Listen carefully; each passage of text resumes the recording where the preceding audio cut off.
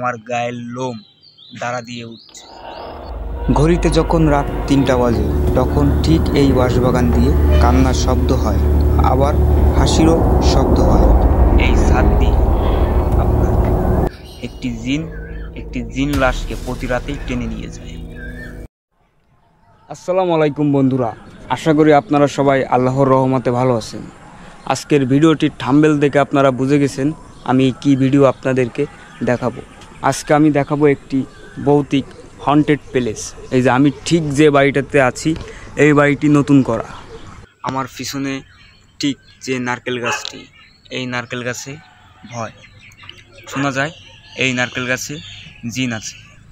আর আমি যে বাড়িটিতে আছি, এই যে দেখুন একবার, এই বাড়িটি তৈরি করার সময় মিস্ত্রিরা এগুলো জানায় যে তাদের সাথে ঘটে যাওয়া ভৌতিক অভিজ্ঞতা। যে আমার আশেপাশে যে পরিবেশ, প্রাকৃতিক অপরূপ সৌন্দর্য দিনের বেলায়, কিন্তু রাতের বেলায় ঠিক এই জায়গায় ভয়ানক উৎসবে মেতে ওঠে জিন বৈরী। শুনতে অবাস্তব হলেও কথাটা সত্য।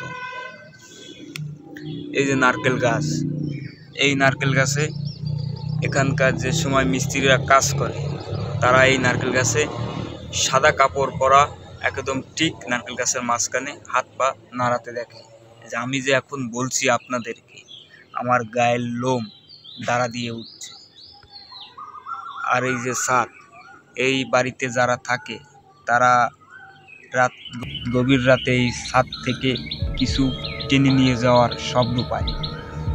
এই বাড়ির লোকেরা কবিরাজের কাছে যায়, তারা শোনে যে এই ছাদ থেকে কি টেনে নিয়ে যায়।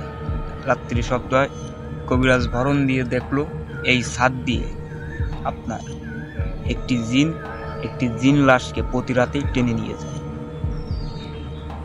বন্ধুরা, পরিত্যক্ত বাড়িতে সমস্যা হয় আমরা এগুলো দেখেছি, কিন্তু নতুন বাড়িতে যে সমস্যা হয় এটি আমি প্রথম দেখেছি। আসলে নতুন বাড়ি বাগানে করা, এই যে বাড়িটি, এখানে আগে বড় একটি পুকুর ছিল, সো বালি ভরাট করে এই বাড়িটি করা। ভিডিওটি এই পর্যন্ত আজকে আমি করেছি, অনেক বড় করব। আর আপনারা যদি ভৌতিক কিছু দেখতে চান কমেন্ট করবেন, তাহলে আমি রাতের বেলায় হরর এক্সপিরিয়েন্স আপনাদের মাঝে শেয়ার করব।